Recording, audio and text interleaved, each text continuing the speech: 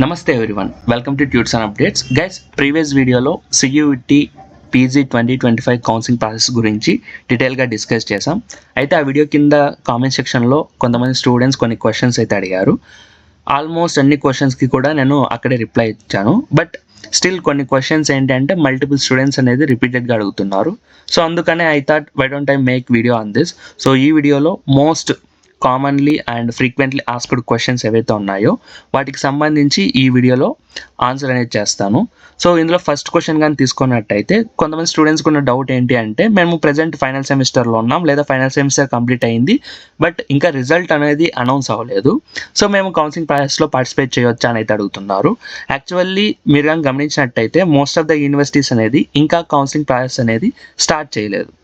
So start చేసే లోపు maybe మీ result అనేది అనౌన్స్ అవ్వచ్చు. ఇన్ కేస్ అప్పటికి కూడా మీ రిజల్ట్ అనేది అనౌన్స్ అవ్వకపోతే ఆ రెస్పెక్టివ్ ఏదైతే యూనివర్సిటీ మీరు అప్లై చేయాలనుకుంటున్నారో ఆ యూనివర్సిటీ యొక్క కౌన్సిలింగ్ డేట్స్ ఇక 3 డేస్లో ఎండ్ అవుతాయి అనేంతవరకు అయితే వెయిట్ చేయండి. ఇక 3 డేస్లో ఎండ్ అవుతాయి అన్నప్పుడు మీరు ఆ పర్టికులర్ యూనివర్సిటీ కౌన్సిలింగ్ సంబంధించి క్వైరీస్ కోసం ఒక మెయిల్ అడ్రస్ అనేది మనకి ఇవ్వడం జరుగుతుంది. ఆ మెయిల్ అడ్రస్కి మీరు ఒక రిక్వెస్ట్ మెయిల్ అనేది సెండ్ చేయండి. లైక్ ఇలా మాకు రిజల్ట్ అనేది అనౌన్స్ అవ్వలేదు, సో మేము ఇప్పటి వరకు ఉన్న result like last semester result announce అవ్వలేదంటే ప్రీవియస్ సెమిస్టర్స్ రిజల్ట్స్ ఉంటాయి కదా, సో ఆ రిజల్ట్స్ అనేది మీరు ఒక పీడిఎఫ్ ఫార్మాట్ చేసేసి అప్లోడ్ చేస్తున్నాం అని మీరు ఒక రిక్వెస్ట్ మెయిల్ సెండ్ చేయండి. సెండ్ చేసిన తర్వాత వాళ్ళ రెస్పాన్స్ కోసం వెయిట్ చేయండి. ఇన్ కేస్ 2 డేస్ గడిచినా సరే రెస్పాన్స్ రాలేదనుకోండి, దెన్ మీరు కౌన్సిలింగ్ వెబ్సైట్లో ఇప్పుడు మీ దగ్గర ఉన్న రిజల్ట్స్ ఏవైతే ఉన్నాయో, లైక్ ఎన్ని సెమిస్టర్స్ వరకు అయితే రిజల్ట్స్ అవైలబుల్లో ఉన్నాయో ఆ సెమిస్టర్ రిజల్ట్స్ అనేది ఒక పీడిఎఫ్ చేసి మీకు పెండింగ్ రిజల్ట్ ఏదైతే ఉందో ఆ పెండింగ్ రిజల్ట్కి సంబంధించి ఒక లెటర్, రిక్వెస్ట్ లెటర్ అనేది యాడ్ చేయండి. లైక్ ఒక లెటర్ రాయండి, ఇలా రిజల్ట్ అనేది ఇంకా అనౌన్స్ అవ్వలేదు, సో వన్స్ అనౌన్స్ అవ్వగానే నేను మళ్ళీ మీకు అప్లోడ్ చేస్తాను అని అయితే మెన్షన్ చేసి ఒక పీడిఎఫ్ చేసేసి మీరు అప్లోడ్ చేసినట్టయితే ఒకవేళ మీకు సీట్ అనేది అలాట్ అయ్యిందనుకోండి, లేదా మీ స్కోర్కి ఒకవేళ సీట్ అనేది అలాట్ అయ్యిందనుకోండి, దెన్ యూనివర్సిటీ అనేది డైరెక్ట్గా మీకు కాంటాక్ట్ అవుతారు. లైక్ కాంటాక్ట్ అయ్యి మీ డిపార్ట్మెంట్ వాళ్ళు మీకు కాంటాక్ట్ అయ్యి ఇలా పెండింగ్ డాక్యుమెంట్స్ ఉన్నాయి, సో వీటికి సంబంధించి మీరు త్వరగా యాక్షన్ తీసుకోండి అని అయితే మీకు రిప్లై ఇస్తారు. కాబట్టి సెమిస్టర్ రిజల్ట్ ఇంకా రాలేదని అయితే మీరు వరీ అవ్వాల్సిన అవసరం లేదు. ఇంకా టైం ఉంది.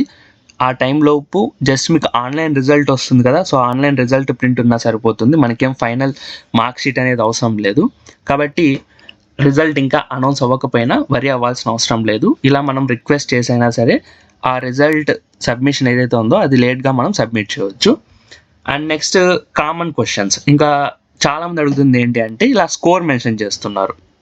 సో నాకు 190 స్కోర్ వచ్చింది, సో ఏ యూనివర్సిటీకి అప్లై చేయాలి, 116 స్కోర్ వచ్చింది, ఏ యూనివర్సిటీకి అప్లై చేయాలని అయితే అడుగుతున్నారు.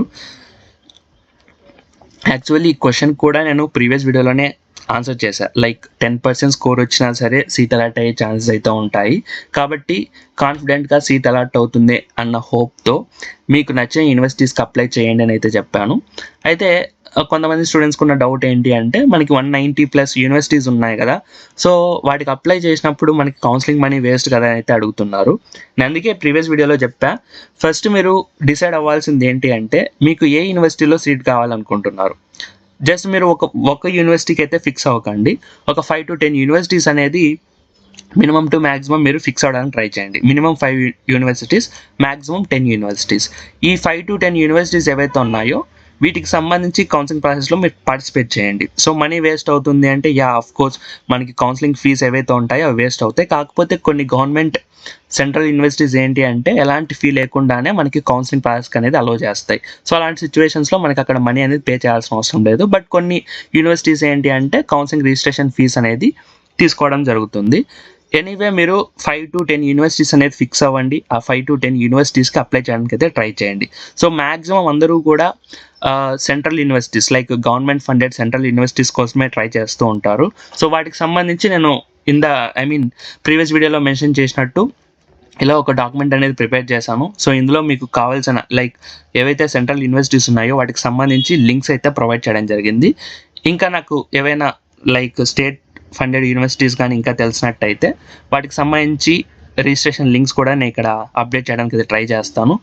ఒకవేళ ఈ డాక్యుమెంట్ కానీ మీకు ఓపెన్ అవ్వకపోతే మీరు గూగుల్ డాక్స్ అనే యాప్ని ఇన్స్టాల్ చేసుకోండి. సో ఇన్స్టాల్ చేసుకుంటే ఖచ్చితంగా ఈ డాక్యుమెంట్ అనేది మీకు ఓపెన్ అవుతుంది.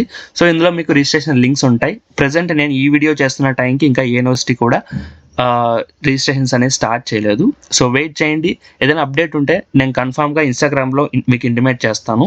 సో ఇన్స్టాగ్రామ్ స్టోరీస్ మనకి జస్ట్ 24 hours మాత్రమే ఉంటాయి కాబట్టి, సో దానికి సొల్యూషన్గా నేను హైలైట్స్లో ఇక్కడ CUET PG 2024 అనేది కదా, సో ఈ ప్లేస్లో మీకు CUET PG 2025 అని ఒక కొత్త హైలైట్ని క్రియేట్ చేస్తా.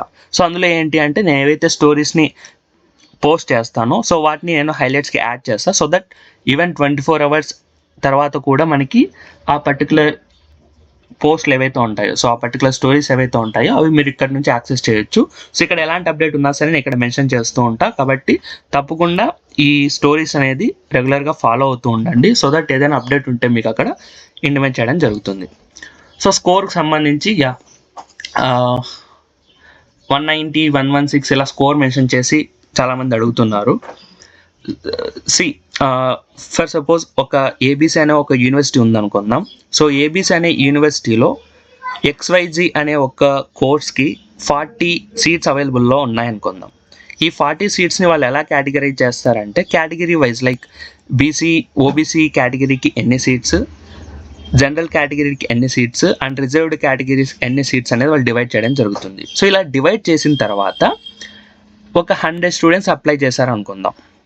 సో అప్లై చేసిన 100 స్టూడెంట్స్లో ఈ కేటగిరీస్ అన్నీ బేస్ చేసుకొని ఎవరైతే టాప్ 40 స్టూడెంట్స్, అంటే మనకి 40 స్టూడెంట్స్ కదా కావాల్సింది, సో టాప్ 40 స్టూడెంట్స్ ఎవరైతే ఉంటారో ఆ 40 స్టూడెంట్స్కి ఈ XYZ అనే కోర్స్లో ABC అనే యూనివర్సిటీలో సీట్ అనేది అలాట్ చేయడం జరుగుతుంది. ఇన్ కేస్ ఆ 40 స్టూడెంట్స్లో టాప్ మెరిట్ వచ్చేసి ఒక 200 స్కోర్ ఉన్న క్యాండిడేట్స్ ఫస్ట్ క్యాండిడేట్ అనుకుంటే, లాస్ట్ 40th స్టేజ్లో అంటే 40th ప్లేస్లో ఒక 20 లేదా 10 మార్క్స్ వచ్చిన స్టూడెంట్ ఉన్నారనుకోండి, దెన్ అక్కడ 200 మార్క్స్ వచ్చిన స్టూడెంట్కి సీట్ అలాట్ అవుతుంది. అండ్ ఆల్సో లీస్ట్ స్కోర్ అయినా సరే 20 మార్క్స్ వచ్చిన 40th ప్లేస్లో ఉన్న స్టూడెంట్కి కూడా సీట్ అనేది అలాట్ అవుతుంది. కాబట్టి మనం ప్రీవియస్ ఇయర్ కట్ ఆఫ్స్ని బేస్ చేసుకొని దీన్ని గెస్ చేయొచ్చా అంటే చేయలేం. ఎందుకంటే ఇయర్ కాంపిటీషన్ వేరు, ప్రీవియస్ ఇయర్ కాంపిటీషన్ వేరు, ఇయర్ స్కోర్స్ వేరు, ప్రీవియస్ ఇయర్ స్కోర్స్ వేరు. ఒకవేళ అప్లైడ్ క్యాండిడేట్స్లో అసలు టాప్ స్కోరే లేదనుకోండి, అందరివి కూడా 100 లోపే ఉన్నాయనుకోండి, దెన్ ఈవెన్ 5 or 10 మార్క్స్ వచ్చిన స్టూడెంట్కి కూడా సీట్ అనేది అలాట్ అయ్యే ఛాన్స్ ఉంటుంది. ఇన్ కేస్ మన కర్మగాలి అప్లై చేసిన క్యాండిడేట్స్ అందరివి కూడా 200+ మార్క్స్ ఉన్నాయనుకోండి, దెన్ 100 లోపున ఏ ఒక్క స్టూడెంట్కి కూడా సీట్ అలాట్ అయ్యే ఛాన్స్ అనేది ఉండదు. కాబట్టి ఈ కట్ ఆఫ్స్ని మనం బేస్ చేసుకొని ప్రెడిక్ట్ చేయలేం. ఏదున్నా సరే ఒక హోప్తో, ఓకే అలాట్ అయ్యే ఛాన్స్ ఉంది అన్న ఒక హోప్తో మీకు ఇంట్రెస్ట్ ఉన్న యూనివర్సిటీస్, ఇందాక చెప్పినట్టు 5 to 10 యూనివర్సిటీస్కి అప్లై చేయండి, వదిలేసేయండి. అండ్ ఆల్సో ఓన్లీ CUET పైన రిలై అవ్వకుండా ఇంకా ప్లాన్ B కింద వేరే ఆపర్చునిటీస్, లైక్ వేరే ప్లాన్స్ ఏవైనా సరే వేరే మెథడ్స్ ద్వారా అడ్మిషన్ పొందేందుకు ట్రై చేస్తూ ఉండండి.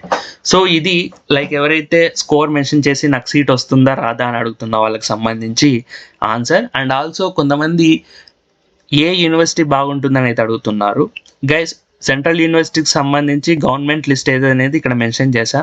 సో వీటిలో మీరు BHU కానీ, JNU కానీ, HCU కానీ, DU కానీ, ఇంకా CU Karnataka and Pondicherry university, ఇలా మీరు యూనివర్సిటీస్ అన్నింటినీ కూడా కన్సిడర్ చేయొచ్చు. ఇక్కడ స్పెసిఫిక్గా పలానా కోర్స్కి పలానా యూనివర్సిటీ అని కాదు, ఓవరాల్గా ఇందాక చెప్పిన ఈ యూనివర్సిటీస్ అన్నీ కూడా మనం మంచి యూనివర్సిటీస్గా కన్సిడర్ చేయవచ్చు.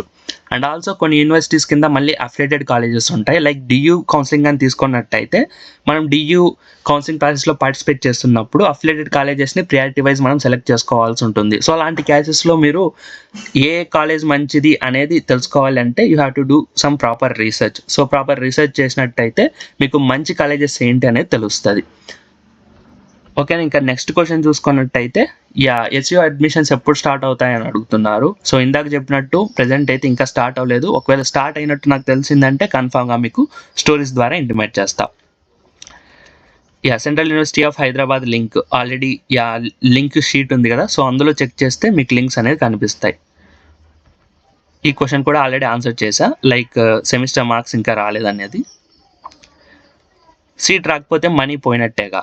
యాక్చువల్లీ సీట్ రాకపోతే అంటే ఇప్పుడు కౌన్సిలింగ్ అనేది కొన్ని యూనివర్సిటీస్ అనేది ఫ్రీ కౌన్సిలింగ్ ఆఫర్ చేస్తాయి. సో అలాంటి సిచ్యువేషన్స్లో మనకి ఇష్యూ లేదు. కొన్ని యూనివర్సిటీస్ ఏంటంటే కౌన్సిలింగ్కి రిజిస్ట్రేషన్ ఫీ అనేది తీసుకుంటాయి.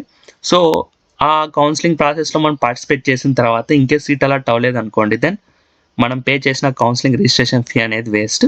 అండ్ కౌన్సిలింగ్ ఒకవేళ సీట్ అలాట్ అయింది అనుకోండి, నెక్స్ట్ స్టెప్లో మనం అడ్మిషన్ ఫీస్ అనేది పే చేయాల్సి ఉంటుంది. ఇది కౌన్సిలింగ్లో ఒకవేళ మనం సెలెక్ట్ అయితేనే అడ్మిషన్ ఫీ అనేది పే చేస్తాం. సో బిఫోర్ దట్ ఒకవేళ కౌన్సిలింగ్లో మనకి సీట్ అనేది అలాట్ అవ్వలేదు అనుకోండి, దెన్ రిజిస్ట్రేషన్ ఫీస్ ఒకటే మనకి వేస్ట్ అవుతాయి. కర్ణాటక యూనివర్సిటీలో తెలుగు వాళ్ళు ఉంటారా? ఓన్లీ కర్ణాటక యూనివర్సిటీ అనే కాదు, మీరు రిమైనింగ్ ఏ యూనివర్సిటీస్ తీసుకున్నా సరే మ్యాక్సిమం సెంట్రల్ వైడ్ ఎగ్జామినేషన్ కాబట్టి సెంట్రల్ వైడ్ మనకి అన్ని లాంగ్వేజెస్ స్టూడెంట్స్ అనేది అక్కడ ఉంటారు.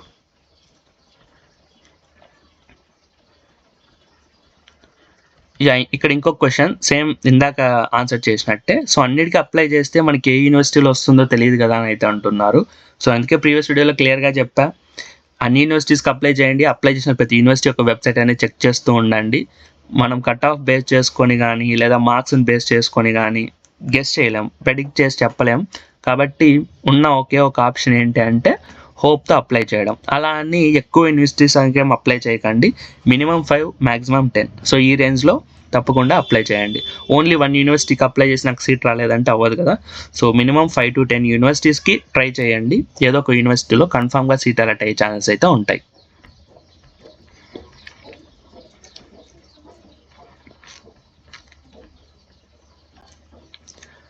ఇక్కడ కూడా సేమ్ క్వశ్చన్స్. సో షూర్గా వచ్చే యూనివర్సిటీ ఏంటి అని అడుగుతున్నారు. సో 5 to 10 యూనివర్సిటీస్కి అప్లై చేయండి.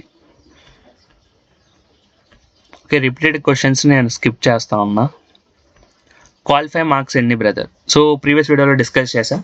కొన్ని యూనివర్సిటీస్ అనేది క్వాలిఫై మార్క్స్ అనేది మెన్షన్ చేస్తాయి. కొన్ని యూనివర్సిటీస్ అనేది ఎలాంటి క్వాలిఫై మార్క్స్ లేకుండా ఈవెన్ 1 మార్క్ వచ్చినా సరే కౌన్సిలింగ్లో పార్టిసిపేట్ చేసేటట్టు మనల్ని అలౌ చేస్తాయి. సో వన్స్ అలౌ చేసిన తర్వాత merit list and selection list గురించి డిస్కస్ చేసాం. సో అప్లై చేసిన తర్వాత whether we are eligible for admission process or not అనేది త్రూ మెరిట్ లిస్ట్ మనకి తెలుస్తుంది. ఒకవేళ మెరిట్ లిస్ట్లో మన నేమ్ ఉందనుకోండి, దెన్ మనం ఆ పర్టికులర్ యూనివర్సిటీ యొక్క కౌన్సిలింగ్ ప్రాసెస్లో పార్టిసిపేట్ చేయడానికి ఎలిజిబుల్ అయ్యాం. సో నెక్స్ట్ స్టేజ్లో సెలక్షన్ లిస్ట్లో మన నేమ్ వచ్చే ఛాన్స్ ఉంటుంది అని అర్థం. మెరిట్ లిస్ట్లో మన నేమ్ వచ్చినంత మాత్రాన సీట్ అలాట్ అయినట్టు కాదు, జస్ట్ మనం నెక్స్ట్ స్టెప్కి ఎలిజిబుల్ అయ్యాము అని అర్థం. సో ఇలా క్వాలిఫై మార్క్స్ అనేది కొన్నిటికి ఉంటాయి, కొన్నిటికి ఉండవు. మ్యాక్సిమం క్వాలిఫై మార్క్స్ అనేది 25% to 35% mark, like 25 to 30% marks మనం స్కోర్ చేసినట్టయితే అందులోనే క్వాలిఫై మార్క్స్ అనేది కన్సిడర్ చేస్తారు. లైక్ ఏ యూనివర్సిటీ అయినా సరే 30% స్కోర్ని క్వాలిఫై స్కోర్గా కన్సిడర్ చేసే ఛాన్సెస్ అయితే ఉంటాయి.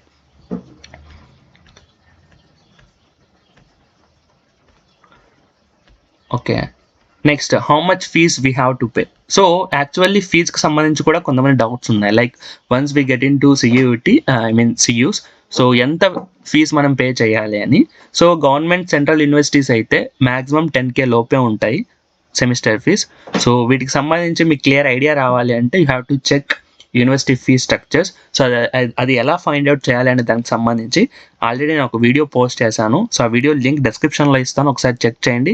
సో ఆ వీడియో చూసారంటే ఏ యూనివర్సిటీకి ఎంత ఫీజ్ అనేది ఎలా తెలుసుకోవాలనేది మీకు ఒక ఐడియా వస్తుంది.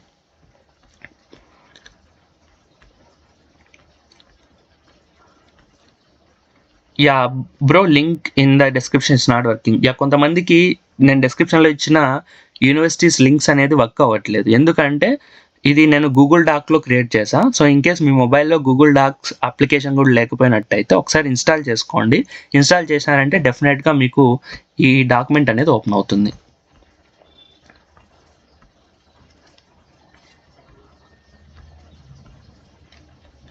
అండ్ కొంతమంది అడుగుతుంది ఏంటి అంటే, మేము ఒక కోర్స్ అనేది తీసుకున్నాం, లైక్ ప్లాంట్ బయోటెక్నాలజీ కానీ, మెకానికల్ ఇంజనీరింగ్ కానీ, లేదా ఇంకా ఏదైనా MBA కానీ.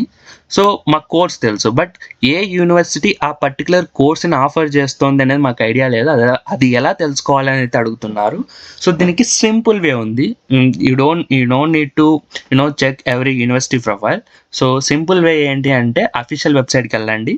అఫీషియల్ వెబ్సైట్కి వెళ్ళిన తర్వాత ఇక్కడ టెస్ట్ పేపర్ ఉంది కదా, సో ఆ ట్యాబ్ ఓపెన్ చేయండి. సో ఓపెన్ చేయగానే ఇక్కడ మనకు సెర్చ్ బార్ వస్తుంది. ఈ సెర్చ్ బార్లో మీ టెస్ట్ పేపర్ కోడ్ ఏదైతే ఉందో ఆ టెస్ట్ పేపర్ కోడ్ని మీరు ఇక్కడ ఎంటర్ చేయండి. నేను ఫస్ట్ ఎగ్జాంపుల్ ఎంబీఏకి సంబంధించి COQP 12 అని టైప్ చేసా. సో ఇక్కడ జనరల్ మేనేజ్మెంట్ అని వచ్చేసింది. సో దీని మీద క్లిక్ చేయగానే నెక్స్ట్ స్టెప్లో ఆఫరింగ్ యూనివర్సిటీస్ ఇక్కడ చూడండి, ఇవన్నీ స్టేట్ యూనివర్సిటీస్. సో ఈ పర్టికులర్ స్టేట్ యూనివర్సిటీస్ అనేది మనం ఏదైతే సెలెక్ట్ చేసామో ఆ పేపర్ కోడ్ సంబంధించి, లైక్ ఈ పేపర్ కోడ్ సంబంధించి కోర్సెస్ అనేది ఆఫర్ చేస్తున్నాయని అర్థం. నెక్స్ట్ ఇక్కడ central universities. So state universities and central యూనివర్సిటీస్లో మనకి ఫీజు అనేది చాలా తక్కువగా ఉంటాయి, ఎందుకంటే అవి గవర్నమెంట్ మీద రన్ అవుతూ ఉంటాయి. నెక్స్ట్ ఇక్కడ చూసుకున్నట్టయితే ప్రైవేట్ యూనివర్సిటీస్. ఇన్ కేస్ మీరు ప్రైవేట్ యూనివర్సిటీస్లో ఇంట్రెస్ట్ ఉన్నట్టయితే మీరు ఇలా ప్రైవేట్ యూనివర్సిటీస్ కూడా అటెంప్ట్ ఇవ్వచ్చు. Again here government institution. So ఇలా మీ పేపర్ కోడ్కి సంబంధించి లేదా మీ కోర్సుకు సంబంధించి ఏ యూనివర్సిటీస్ ఆ పర్టికులర్ కోర్స్ని ఆఫర్ చేస్తున్నాయి అనేది తెలుసుకోవడానికి ఈ ప్రాసెస్ ఫాలో అయినారంటే ఈజీగా మీరు తెలుసుకోగలుగుతారు. సో ఓవరాల్గా యూనివర్సిటీస్ తెలుసుకోవాలంటే యూనివర్సిటీ ట్యాబ్ ఓపెన్ చేస్తే పార్టిసిపేటింగ్ యూనివర్సిటీస్ లిస్ట్ అంతా కూడా ఇక్కడ డిస్ప్లే చేయడం జరుగుతుంది. Next question. అండ్ అగ్రికల్చర్ సంబంధించి ఐకార్ కౌన్సిలింగ్ ఉంటుంది. సో అదొకటి గుర్తుంచుకోండి. లైక్ ఐకార్లో రిజిస్ట్రేషన్ చేసుకుంటే మీరు ఐకార్ అగ్రికల్చర్ రిలేటెడ్ కోర్సెస్కి సంబంధించి కౌన్సిలింగ్లో పార్టిసిపేట్ చేయవచ్చు. ఐకార్కి సంబంధించి సపరేట్ ఒక వెబ్సైట్ అనేది ఉంటుంది. సో అందులో మళ్ళీ మనకు కాలేజెస్, సో ఏవైతే అఫిలియేటెడ్ కాలేజెస్ ఉంటాయో సో వాటికి సంబంధించి లిస్ట్ అంతా కూడా ఉంటుంది. మీరు ప్రియారిటీ వైజ్ మీకు కావాల్సిన కాలేజెస్ని సెలెక్ట్ చేసుకోవచ్చు. These are the common questions. Almost మీకున్న డౌట్స్ అన్నీ కూడా ఇక్కడ క్లియర్ అయ్యాయి అనుకుంటున్నా. స్టిల్ మీకు ఇంకా ఏమైనా డౌట్స్ ఉంటే అగైన్ కామెంట్ చేయండి, లేదా మీరు లైక్ ఇన్స్టాగ్రామ్లో మెసేజ్ చేసినా సరే నేను రిప్లై అవ్వడానికి ట్రై చేస్తాను. అండ్ ప్రీవియస్ వీడియోలో చెప్పినట్టు రిక్వైర్డ్ డాక్యుమెంట్స్ అన్నీ కూడా రెడీగా ఉంచుకోవడానికి అయితే ట్రై చేయండి. ఎందుకంటే సడన్గా మళ్ళీ డాక్యుమెంట్స్ కావాలంటే అప్పటికప్పుడు మేము రెడీ చేసుకోలేం. కాబట్టి ఇంకా టైం ఉంది కాబట్టి రిక్వైర్డ్ డాక్యుమెంట్స్ అన్నీ కూడా సెట్ చేసుకోవడానికి అయితే ట్రై చేయండి. That's all for this video. I hope ఈ వీడియో మీకు హెల్ప్ఫుల్గా ఉందనుకుంటున్నా. ఇంకో విషయం ఏంటంటే తప్పకుండా ఈ వీడియోని ఎవరైతే CUET అటెంప్ట్ ఇచ్చుంటారో మీ ఫ్రెండ్స్ అందరికీ కూడా షేర్ చేయండి. సో దట్ ఎందుకంటే ఈ రిజిస్ట్రేషన్ డేట్స్ అనేది ఒకసారి స్టార్ట్ అయ్యాయి అంటే 1 వీక్ ఆర్ 10 డేస్లోనే క్లోజ్ అయిపోతాయి. సో వాళ్ళు అటెంప్ట్ ఇచ్చి కూడా మళ్ళీ వేస్ట్ అవుతుంది. కాబట్టి షేర్ చేయండి సో దట్ వాళ్ళకు కూడా ఇన్ఫర్మేషన్ అనేది రీచ్ అవుతుంది. So thanks for watching. This is the Kiran signing out. By by.